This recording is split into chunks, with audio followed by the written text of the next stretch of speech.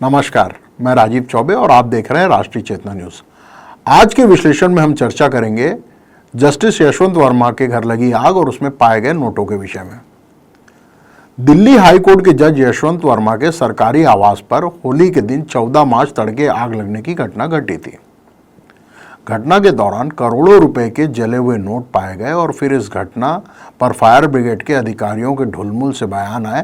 पहले उन्होंने नोट पाए जाने की बात कही, फिर अपने पहले कथन का खंडन किया और फिर दोबारा इसकी पुष्टि की और फिर मीडिया में जले हुए नोटों के धुआंधार वीडियो भी वायरल हो गए।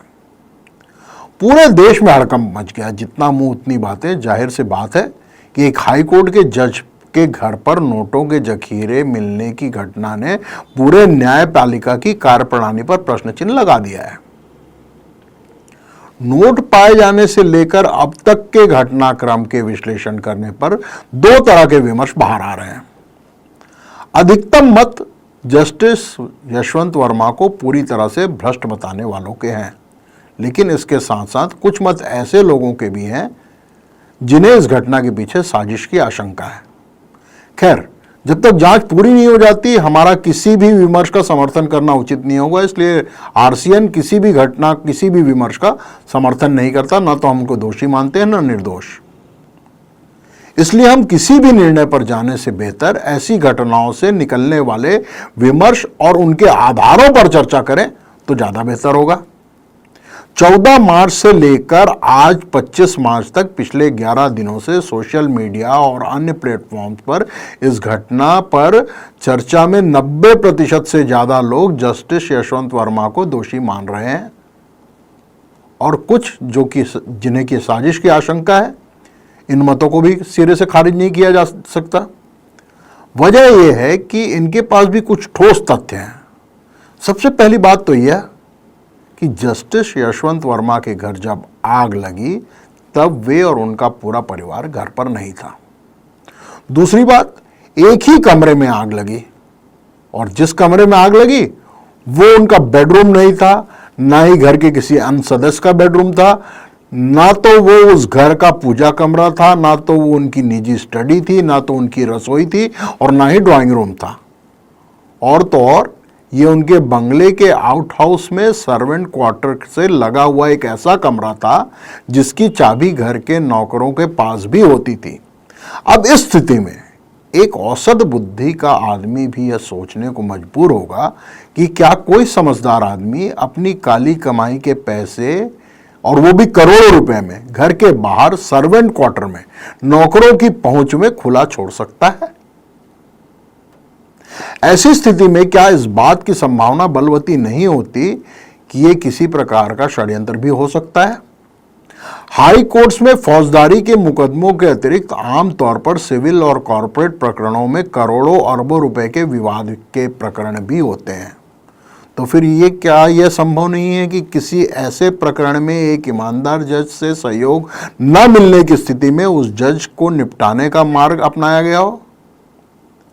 भारतीय न्याय प्रणाली में न्याय का मूल सिद्धांत है कि भले 100 दोषी छूट जाएं पर एक निर्दोष को सजा नहीं होनी चाहिए। इस प्रकरण में भी अभी जांच प्रारंभ ही हुई है। जांच के नतीजे, जांच का चालान कोर्ट में जाने की कार्रवाई और कोर्ट की कार्रवाई, कोर्ट का निर्णय अभी बहुत दूर है। उसके बावजूद 90% से ज्यादा लोग जज को दोषी मान रहे हैं।